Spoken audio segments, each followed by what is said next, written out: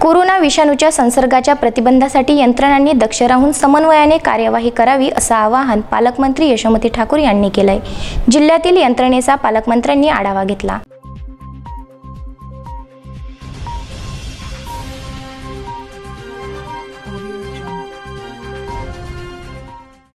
Corona विषाणू संसर्गाच्या प्रतिबंधासाठी उपाययोजनांच्या अनुषंगाने विविध यंत्रणांच्या कामकाजाचा आढावा पालकमंत्री यशोमती ठाकूर यांनी जिल्हाधिकारी कार्यालयात घेतला।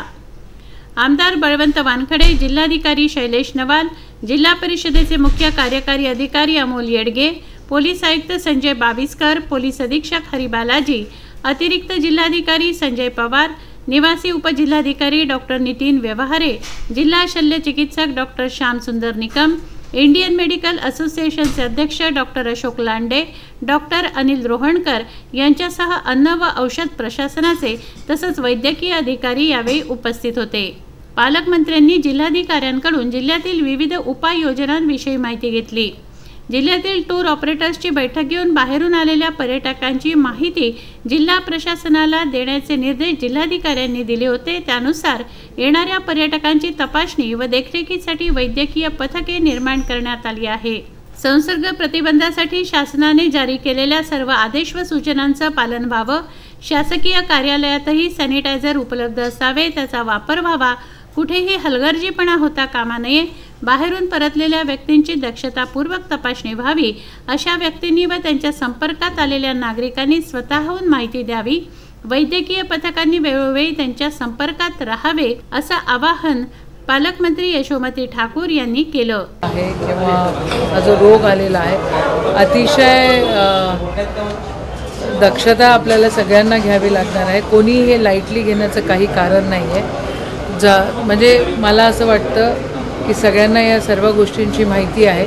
आपल्या महाराष्ट्रामध्ये आज हिंदुस्थानातल्या सगळ्यात जास्त 33 केसेस महाराष्ट्रातले आहेत आणि ते इतकं जोरात फैलत असतं, म्हणून स्वच्छता आपण या ठिकाणी ठेवली पाहिजे, वारंवार हात आपण धुतले पाहिजे।